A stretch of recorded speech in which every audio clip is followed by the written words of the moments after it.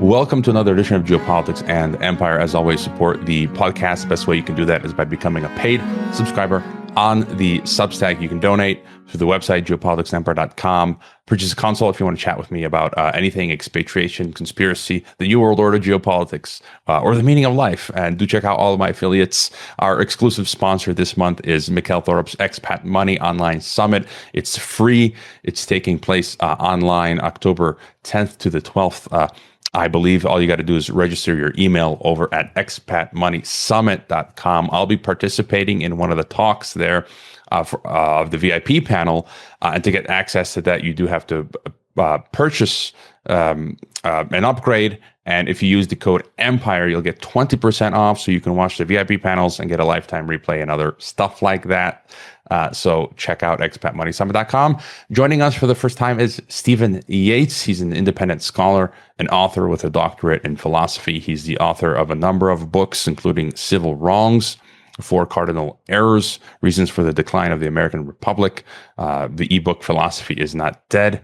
He's an expatriated American living in Chile. You can find him on Patreon as well as his Substack, StephenYates.substack.com. Welcome to the podcast, Stephen. Thank you for having me. I really do appreciate it. Yeah, I came across your work recently. I think it was through Patrick Wood's newsletter with your fantastic article titled, "Will the Next First Turning Be an American Technocracy?" And then, I discovered your Substack, and then a lot of your stuff is posted over at newswithviews.com, which I'd been reading for 20 years now, on and off. And so before we get your thoughts on technocracy and the rest, anything to add about yourself, your background, your experience? Well, you mentioned the PhD in philosophy, and I've written a book about that, advising people not to do it. But if you want to do it intelligently, here's how. It's the infamous mixed message, and that book should be uploaded next week, in fact. So I just thought I would throw that in. It's not really relevant to this problem. It's a different problem, but just thought I would throw that in there. And okay, maybe before starting, because before we hit record, we were talking about how you were an adjunct professor for a little over 7 years, 7.5. I was as well, an adjunct for 7 years. And then I've expatriated to Latin America, as have you, and we'll talk about that towards the end. But it's something you write in your bio here. It says, where is it now? I've lost it for a second. But your disdain for academia. Basically, here it is. I lost it. But just thoughts on academia, how you sort of got disgusted with it. And a lot of us seeking truth have come to similar conclusions. Well, there's the left-wing bias, which is yesterday's news. I mean, it's hardly worth discussing anymore. And there's also the adjunctification, you might call it. Tenure track positions are literally disappearing. I mean, I still subscribe to a couple of jobs lists and look through them, and every so often I see a full-time position on there. The rest are all for adjuncts. And adjuncts, of course, are paid dirt starvation wages, which is one of the reasons I became disgusted and left. One of my last acts before resigning was going to the department chair and telling him I absolutely need more money if I'm going to stay here. I had, as I mentioned when we were doing the warm-up, sort of a side hustle where I was selling vinyl records on eBay, but that's not sustainable because I was running out of them. Or at least running out of sellable records. And I was amazed at how well vinyl records actually sell on eBay, but that's another matter. Point is, I was having to do that sort of thing in order to keep a roof over my head, food on the table, and the utilities paid. And I told the department chair, I absolutely need a raise if I'm going to keep on teaching here. And he told me that it was a department of, philosophy, history, American studies, and that it was the most poorly funded department on campus. And I wish I could, but I can't. I resigned at the end of that semester and had moved to Chile. About 3 months later, I moved here. Yeah, and of course, that's not to mention the censorship, the leftist bias and all that. All right, well, then to get, I wanted to get your big picture thoughts on the technocracy, the algorithm ghetto. As we speak, I woke up this morning to Adolf Starmer in the UK announcing that digital IDs will be absolutely mandatory for Britons to work now. I'm being tongue in cheek here, but game, set, match, checkmate, if you ask me. You've written also, you've touched on in your articles, techno-feudalism, techno-socialism. You write, quote, "We've seen a gradual structural move back to a fundamentally feudal system in which big tech overlords, owners of cloud capital, have replaced landed gentry.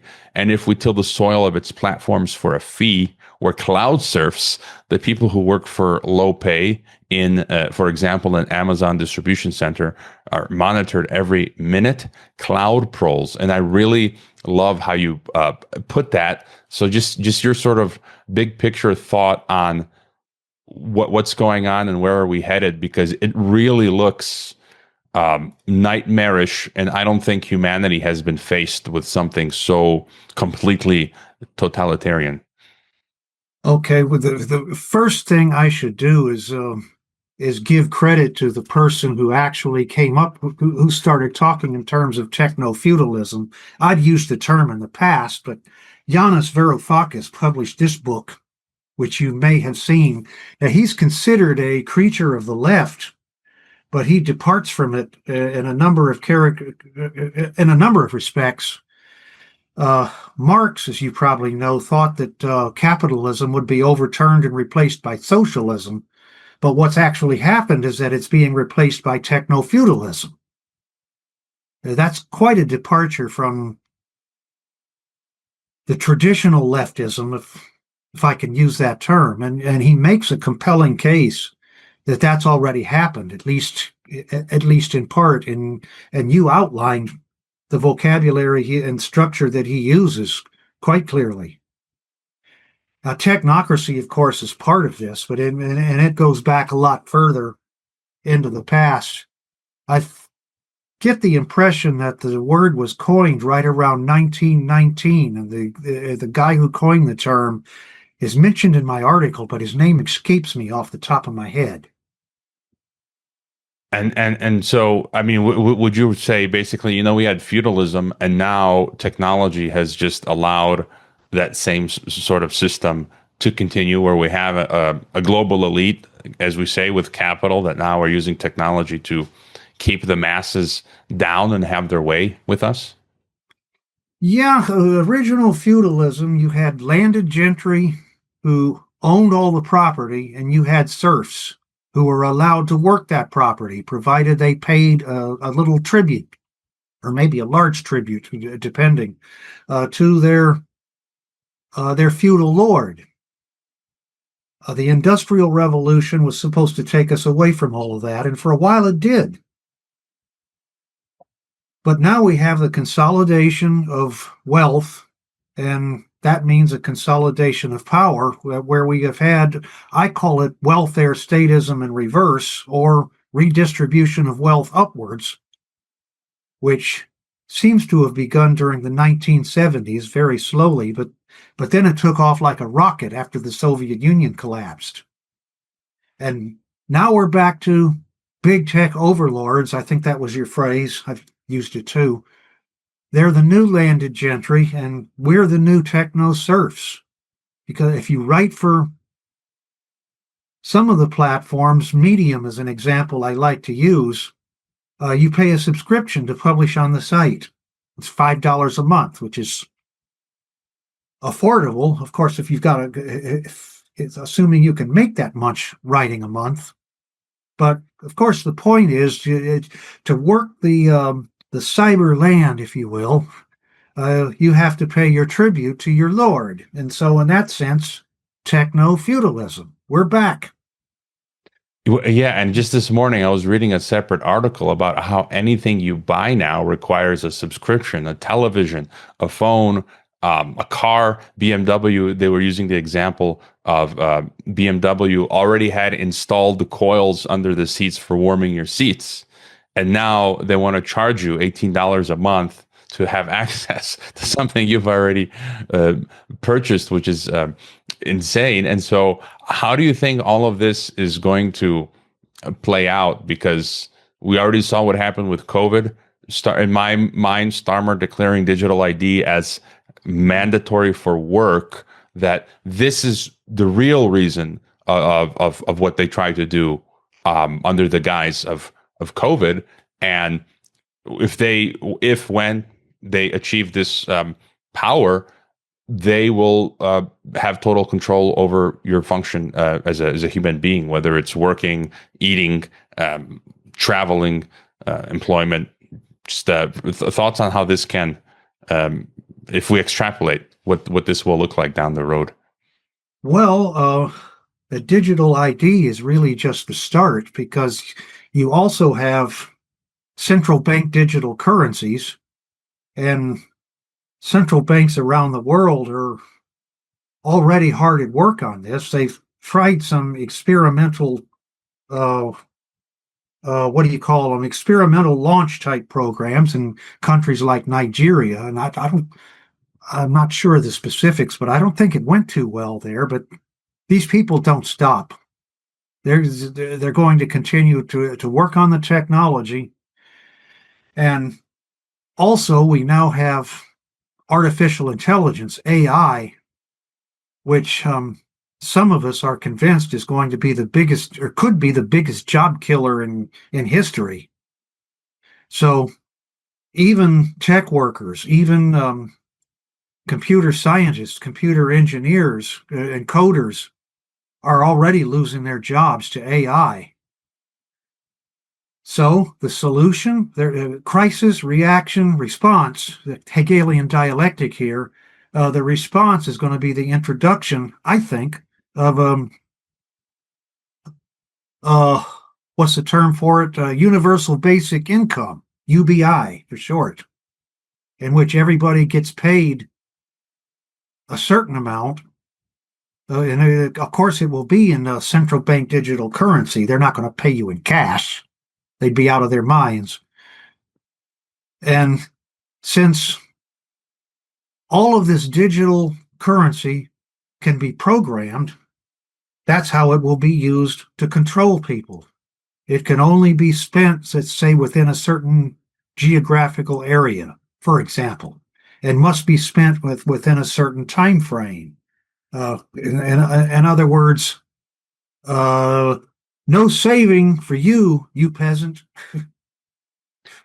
And I feel like there'll be a honeymoon period. So as that comes in, it might work for a while, but I think eventually there's going to be problems. People, as you said, if we go then further, let's say they introduce UBI in the beginning, things are sort of okay. But then the system will probably try to extract more from us, and more people will live under poverty. Yeah, precariously. They're already doing that now. That raises an interesting question. Of course, one of my themes in the article was the next first turning. Now, is your audience familiar with the Strauss-Howe possess? So I don't really need to outline that. But the term fourth turning is pretty current right now. But nobody is really talking about the next first turning. And the next first turning could be a period where, like like that phrase goes, you'll have no privacy, but you will be happy, and life will never seem better. Yeah, maybe just to touch on that, you wrote that there will be elements of let's say, utopia. You say, quote, "It's not impossible, though, that a full technocracy could unleash a wave of productivity able to create a lot more abundance than we have now. Those who choose to cooperate might well perceive their problems as having been fixed.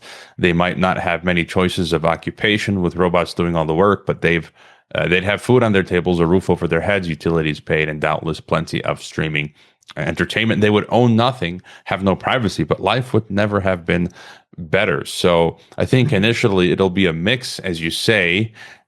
People will benefit from some of this stuff. I had a guest on recently, a famous Croatian author, and he's got a weekly TV program.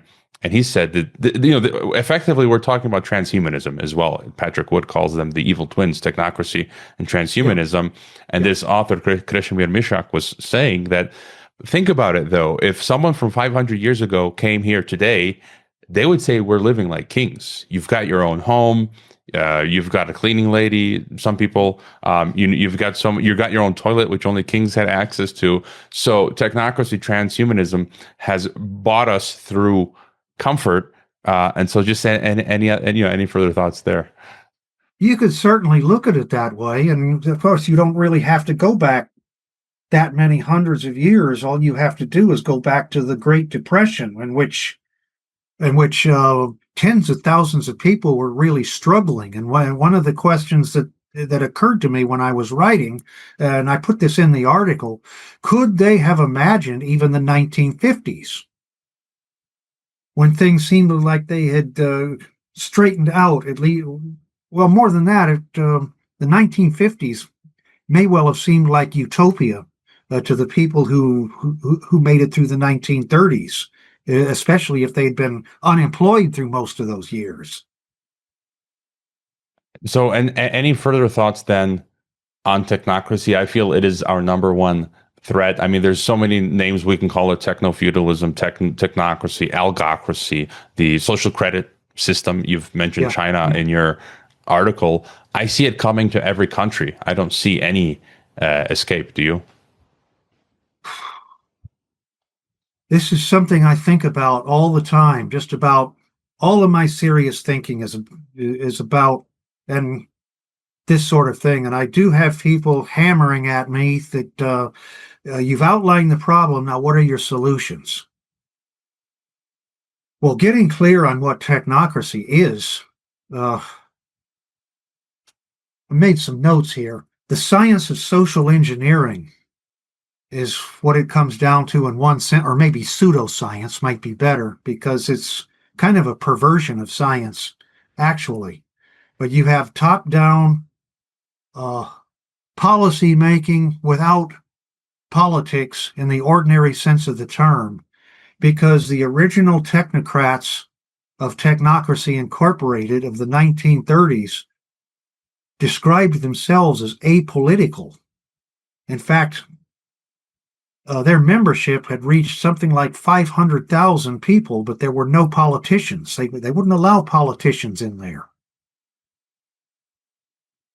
From their standpoint, politics was broken. And Great Depression again. I'm sure a lot of people were looking at things that way. And they were trying to do something to prevent either a slide into fascism or a slide into communism. So get rid of the isms. Promote technocracy now. That was the name of their flagship publication.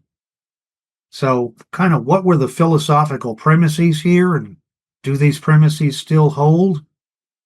Well, Patrick Wood outlined some of this in his book, Technocracy Rising, which I have here.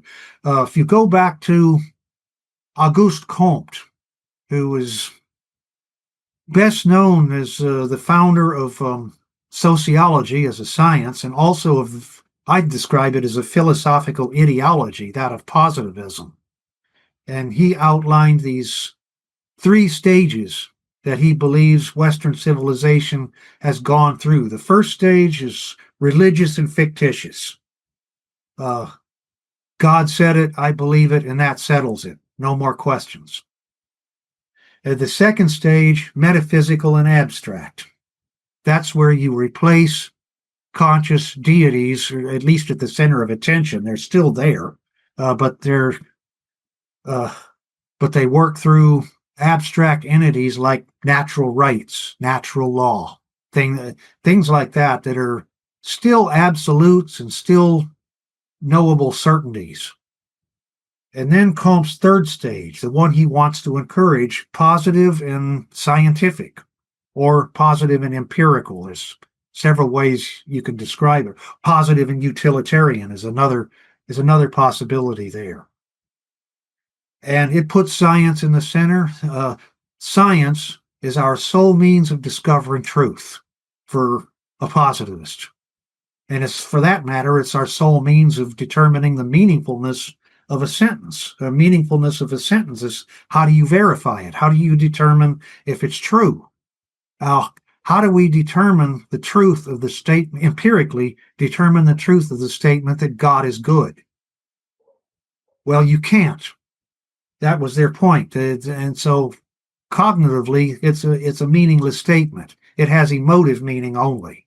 And as positivism developed, one of the things that we can also talk about is how it's more of a methodology than it is anything else, positivism, that it basically dissolved the distinction between the sorts of rules and methods that are appropriate for the study of human beings and their societies, their systems, versus the kinds of methods that are appropriate for studying physical systems like Newtonian mechanics or systems in chemistry or systems in biology. That there's a difference in complexity, but not a difference in kind. Now, is all of this clear? Is this everything here adding up so far? Yeah, and my feeling is that it's a way of getting rid of God, and just the only reality is only what is material. And then as that Right. evolves further into transhumanism, it's about using the material industry, the technological, into us becoming gods. That's right. That's the apotheosis of this entire tendency. And you mentioned the material.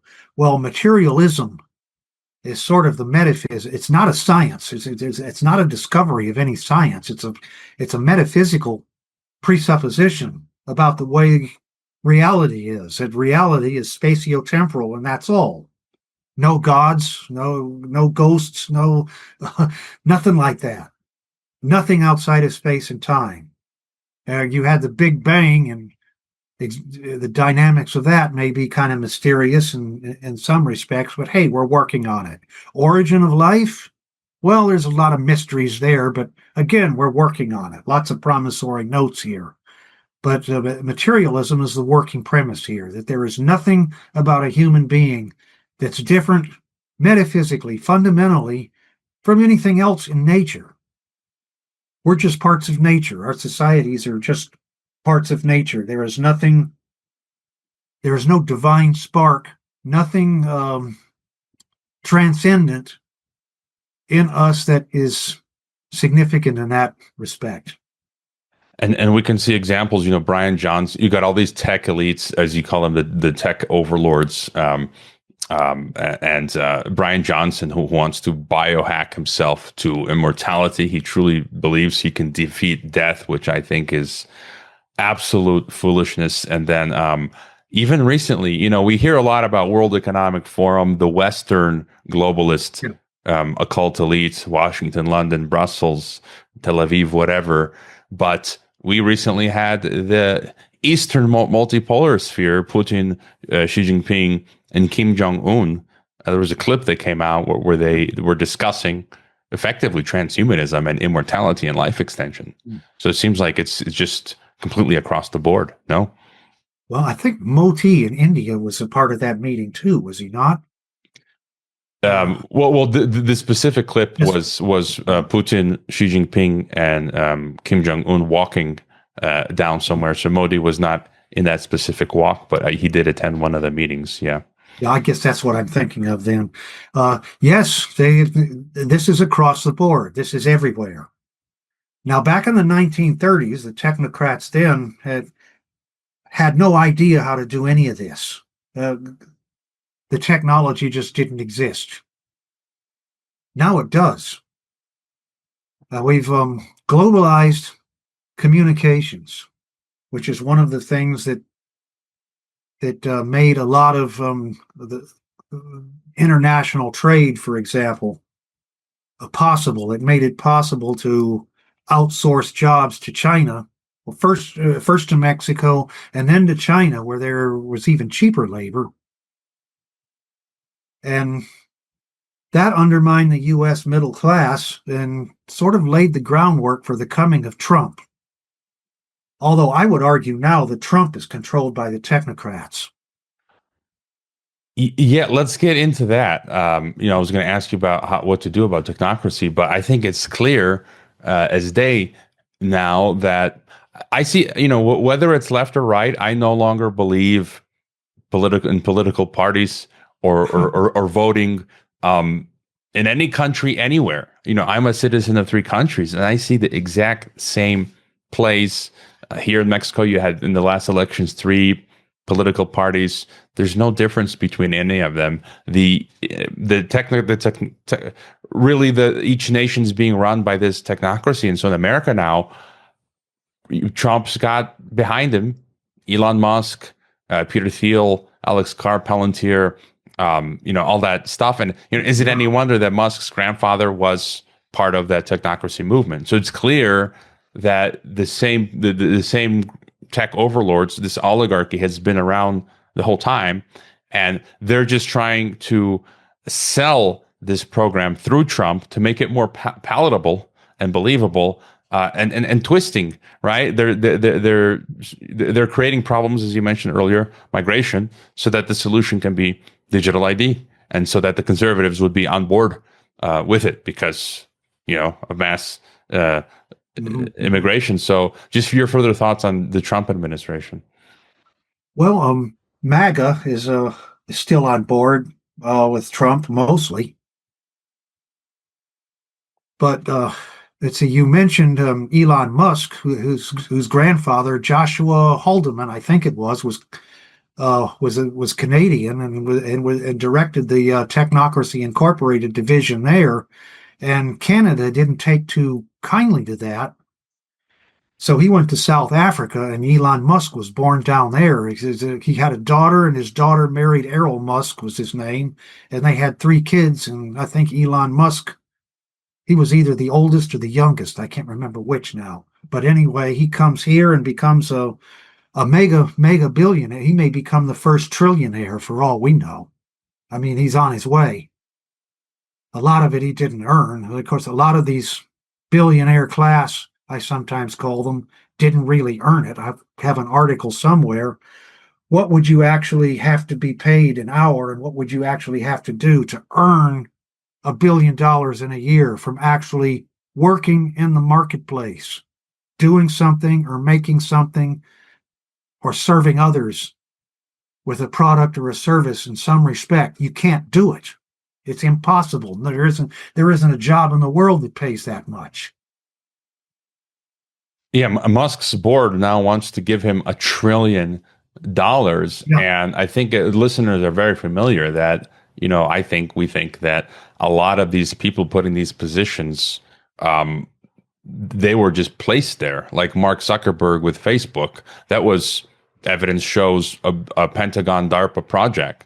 So, he didn't develop Facebook. It had been developed by DARPA, but then they have to always sell us these fake origin stories. And now you look at Musk, so many questions. How could he manage so many companies, SpaceX, with Starlink and Tesla and Boring Company and whatnot? His major contracts are coming from the Department of Defense again. That's so right. It's almost like he's, Jeff Bezos of Amazon, his grandfather was DARPA. And, all these connections coming back to DARPA.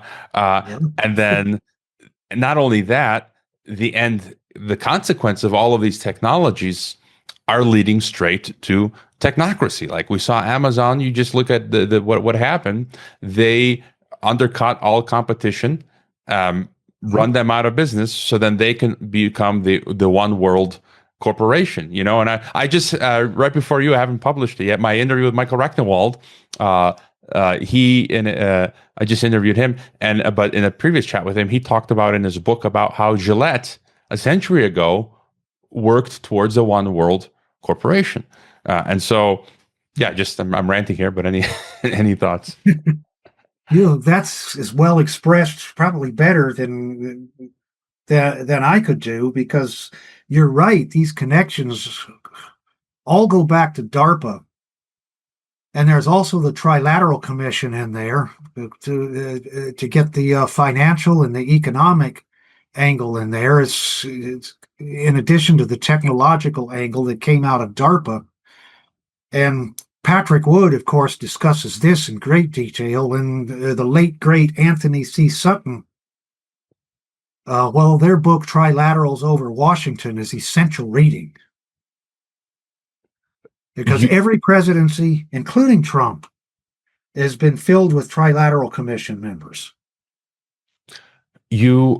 What to do? You in your article on "Is Liberalism Dead in All Forms?" Part 5, where you talk about technofeudalism, you've got the sketch of what you see here. You say here's a sketch of a plan for dealing with technofeudalism and its algorithmic control grid. 5 points. First, recognize the possibility that a lot of your choices are made online. Where to go, what to buy, what to say are probably no longer your own. Recognizing that you have been manipulated is the first step towards escaping manipulation. Second, realize that politics is not a solution, not in our present environment, because cloud capital has the political class bought and paid for. You say, look at the relationship between Trump and Musk, Peter Thiel, and who schooled JD Vance. And I did just want to bring up, I use examples from Mexico because that's where I am at. And then again, people can find, and that's why I use them as examples to urge people wherever you're listening from, USA, Latin America, Asia, you'll find the same examples in your own country if you do some digging. But most recently, the Mexican government, I said, tongue in cheek, Mexico's being integrated into the Borg based on some of the latest declarations by the President Scheinbaum. And one of the other government functionaries, Ebrard is his name. So U.S. tech firm Cloud HQ is about to invest almost $5 billion to build 6 data centers and complementary infrastructure on a single site in Querétaro. It says our site is 52 hectares. We will be building 6 data centers, most likely for cloud compute and AI. It will be up to 900 megawatts of critical IT load. The data center campus is in close proximity to the airport, will be the biggest data center campus in Mexico. And the globalist technocrat Ebrard, Mexican, he says, quote, what you're seeing is the beginning, the launch, because it's something that is very new in the whole world. The good thing is that we're on the wave. He said, before praising Scheinbaum, state governors, and IT companies for their foresight in helping Mexico get on the wave, these data centers will allow us to train our people, integrate services, integrate companies. And so just to your point in your article, that politics is not a solution, that these Mexican officials are just working at the behest of the, as you put it, the techno-feudal oligarchs, and the same as in the U.S., in the European Union. And then you say, third, decide to focus on what you can control in accordance with the wise counsel of Stoic philosophers. You may be able to get off these platforms, but you may not be able to get off the platforms, but you can't control what you use them to do. You also talk about recognizing the role of the materialist worldview, which we talked about, in underwriting the kind of political economic culture in which technofeudalism is at home. And then fifth, see persons as created in God's image. And so just further thoughts on dealing with this. I don't really see any big solution because the masses are buying into it.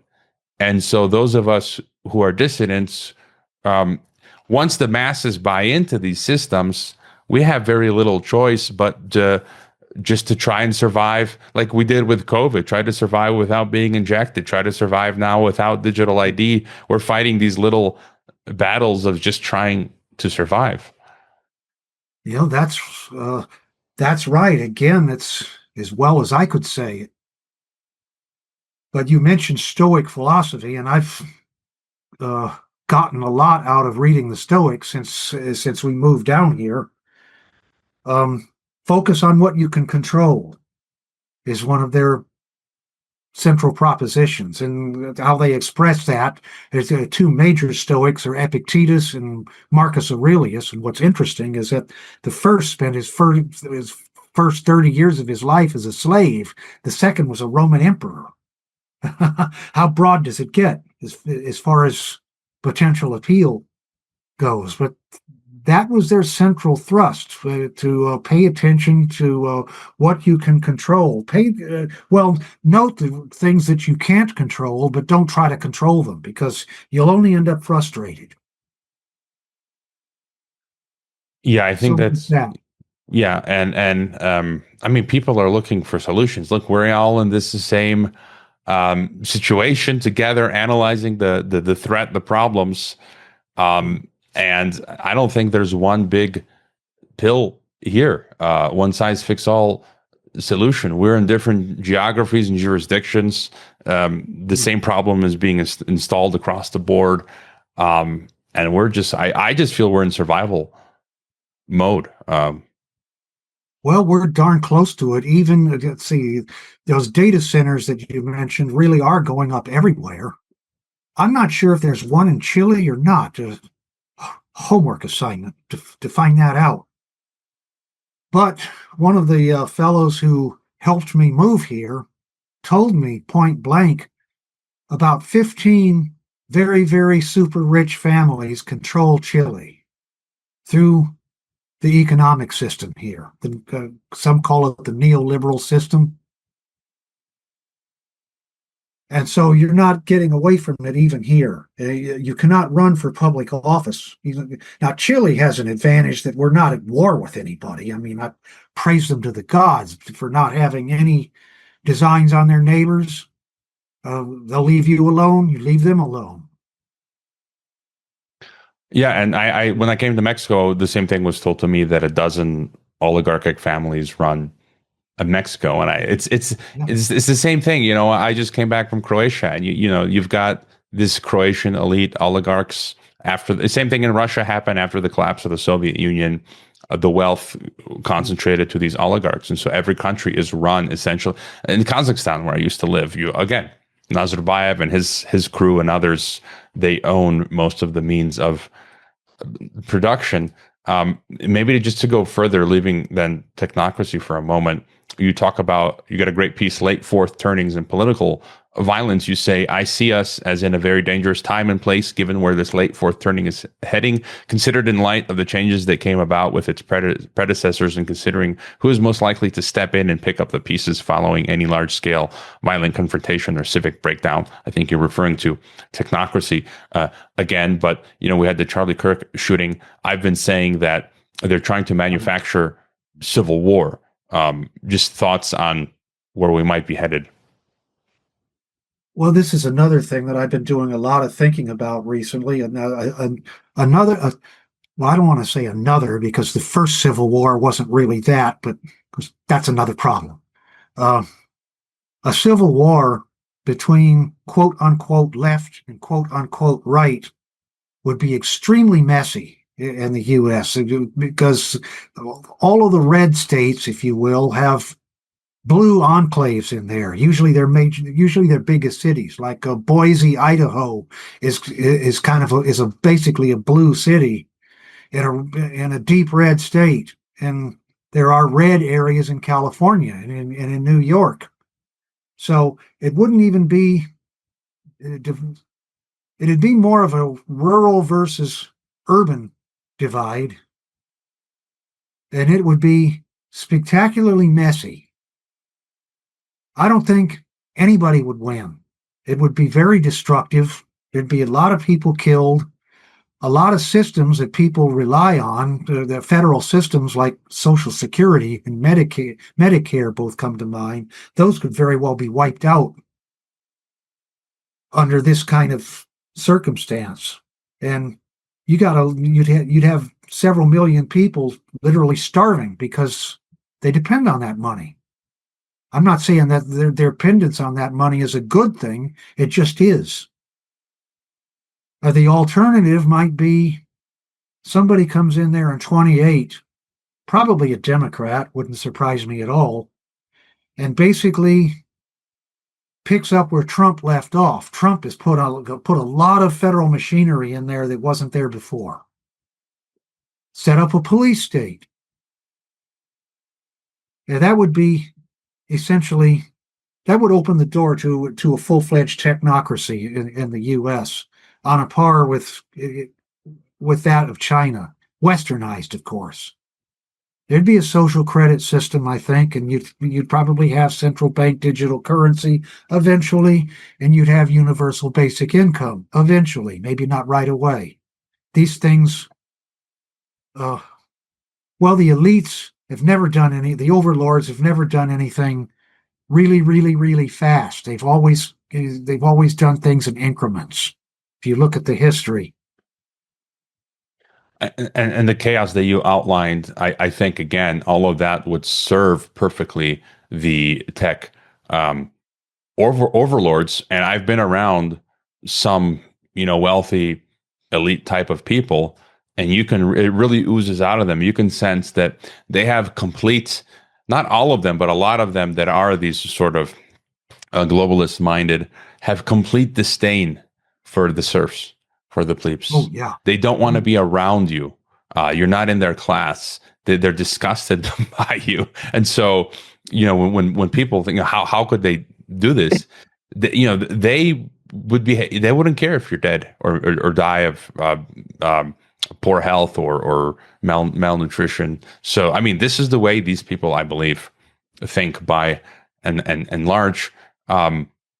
Yeah, and any further thoughts there? And free speech. Right now, they're coming after free speech. The left was coming after free speech, and now the right is. Yeah. Yeah. I just note on your first point there. Yeah, they consider us as the moral equivalent of cattle, and that's all. And of course, the free speech question. It's interesting that when the left was basically in control and they had no interest in free speech. Free speech is racist. It's sexist. It's homophobic. No more free speech. And of course, now they're being called into account under the Trump administration, at least. The Trump administration hasn't been all bad, just mostly. And all of a sudden, the people who identify with the left are all about free speech. I find that amusing, somewhat, in a dark, cynical sort of way. That all of a sudden these people couldn't have cared less about free speech before 2024 are now talking about it. But you also have now the Trump administration talking about, if you criticize Israel, you can have your passport stripped from you as a U.S. citizen and things of that nature. Well, that too. There's this war against an anti-Semitism that probably doesn't exist to the extent that it does. I mean, if the Israelis would quit killing people in Gaza, I think there'd be less anti-Semitism, don't you?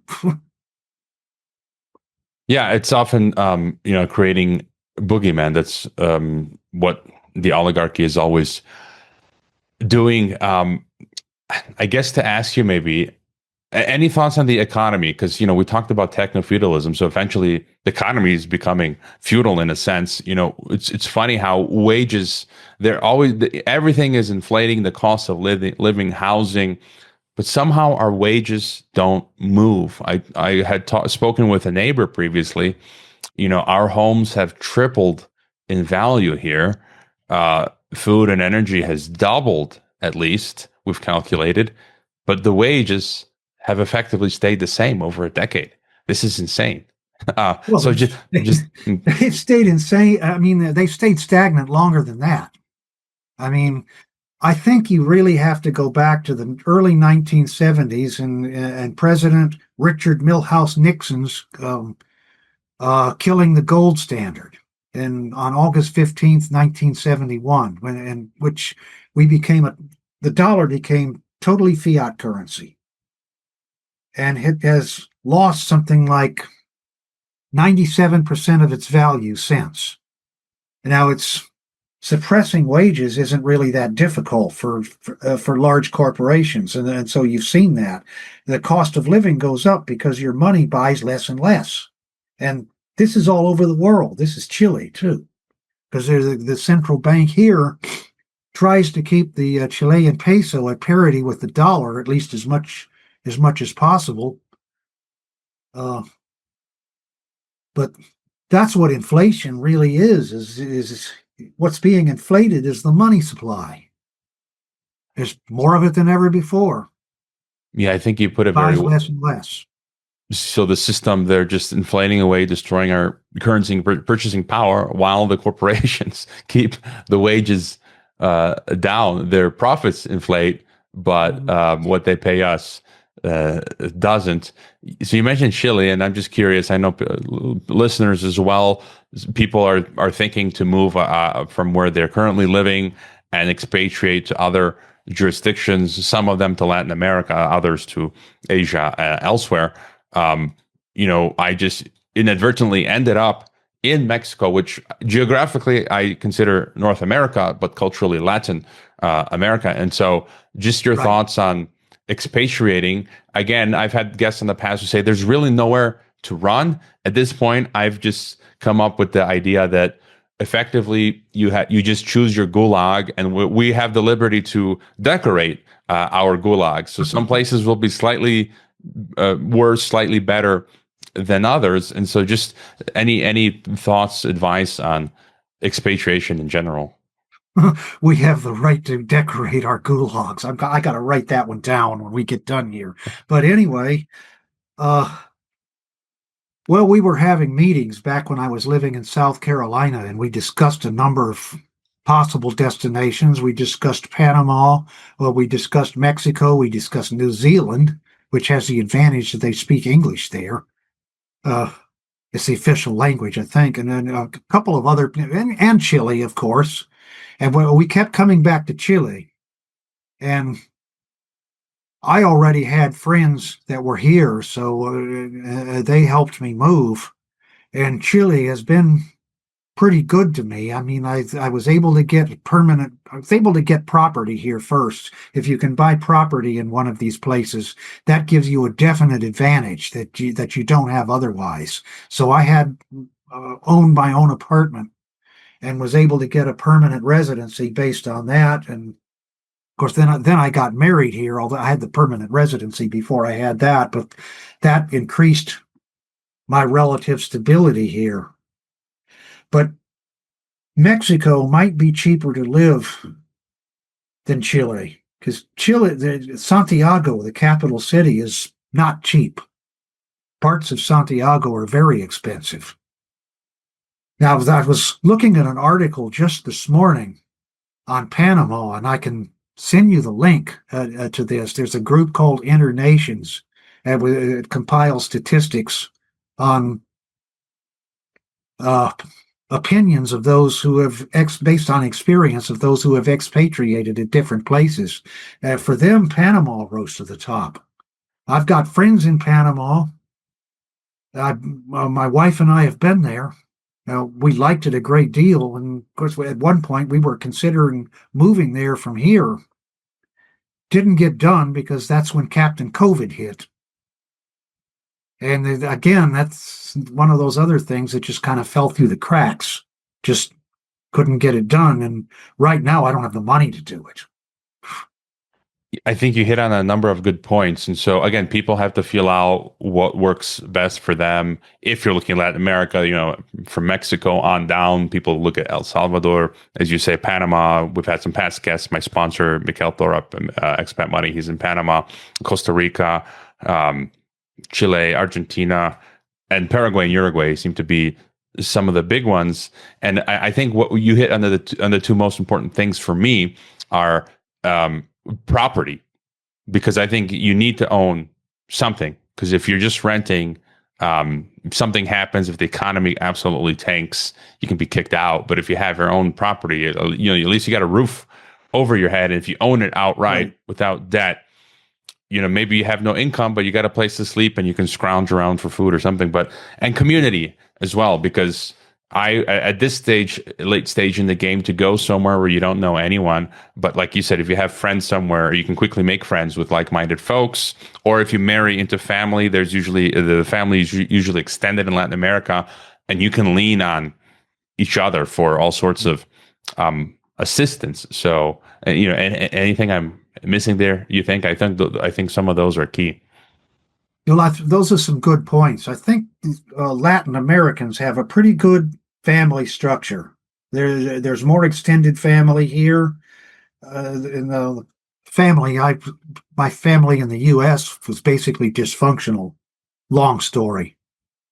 But it was once my parents passed away, one in 2009 and the other in 2011. There was no reason to stay there because I never communicated with any of my cousins. But came down here and met my wife to be, and she has a pretty stable extended family that we're right now are living with her mother and her sister, renting out my apartment. I still own the apartment, but I'm renting it out because I need the income. Still not enough, but it's something. But we've got, like you said, we've got a roof over our heads, and we are probably a lot more stable than a lot of people are.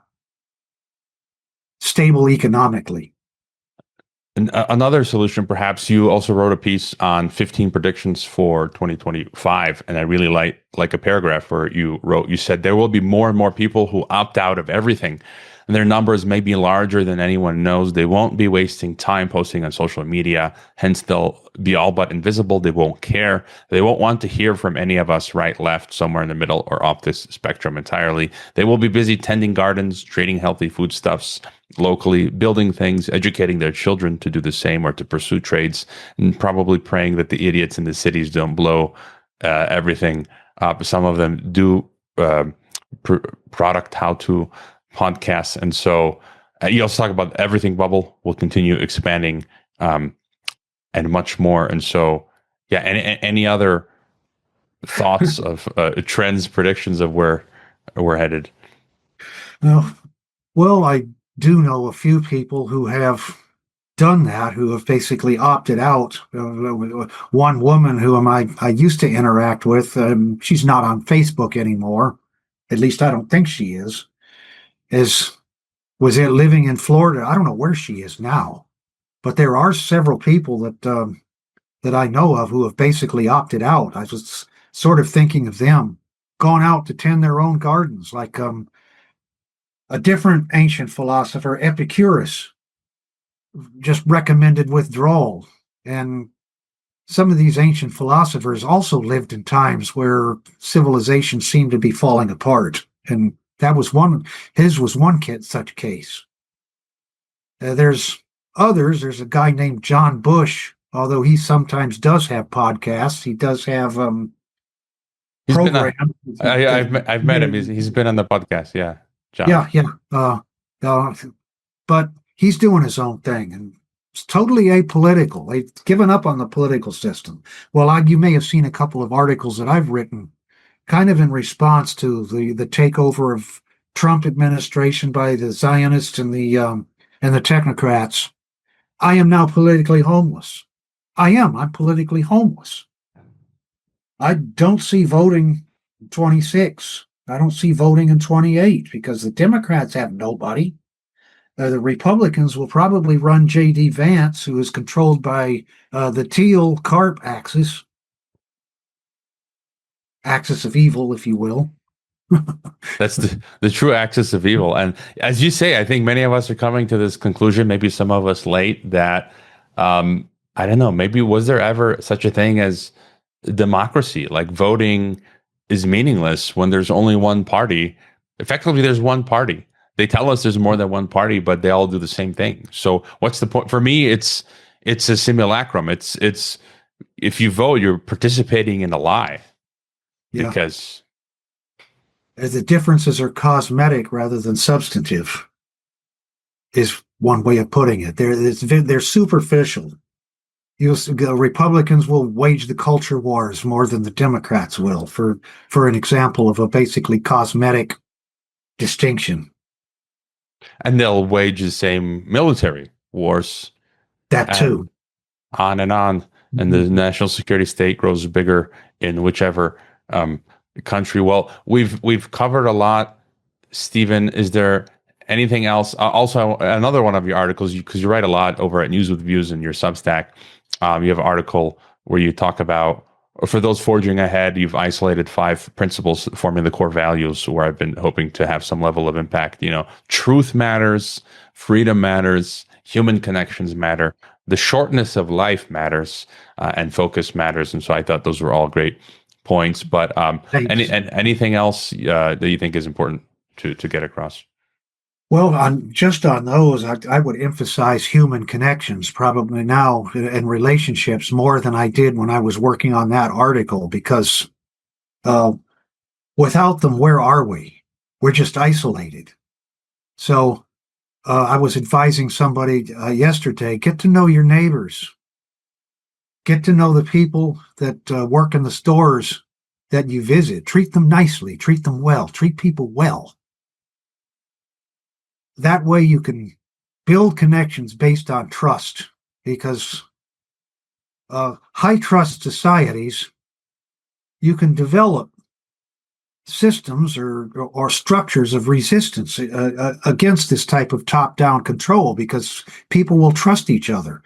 If you have low trust societies, and Chile is too low trust, really. Once you get outside of family, it's far less so. But it is possible to make connections here and build relationships with people outside of family. I know, because I've done it. But I would stress connections and relationships as a means of building trust. That's not a solution to technocracy, but it is a solution to having a more peaceful and tranquil life, which is something we all want. It's a solution to better surviving within the dystopian technocracy. And unfortunately, yes, Latin America is by and large low trust society because of the corruption and everything. But well, it's been a fantastic, wide-ranging chat. Stephen, your links are in the description. So you got your Substack, Patreon, your stuff's posted at News with Views. You got your books as well. Where are the best places for people to go to find you? Well, the Substack, StephenYates.substack.com. That is the URL, right? I believe so, yes. That's my most extensive archive right now, and that's where I do the bulk of my work. There's a handful of things that are on newswithviews.com that aren't on the Substack, but not very many. Usually I post to the Substack and then send it to News with Views, with making a few modifications here and there to make it more suitable to their audience. People can find my books on, I hate to promote it, but I don't have much choice, Amazon. That's where you'll find the one on, are you sure you want to get a PhD in philosophy, or whatever it was I called it. All right. Well, all the links are in the description, and may the odds ever be in your favor, as they say in Hunger Games. Thanks for coming on, Stephen. Well, I really appreciate your having me.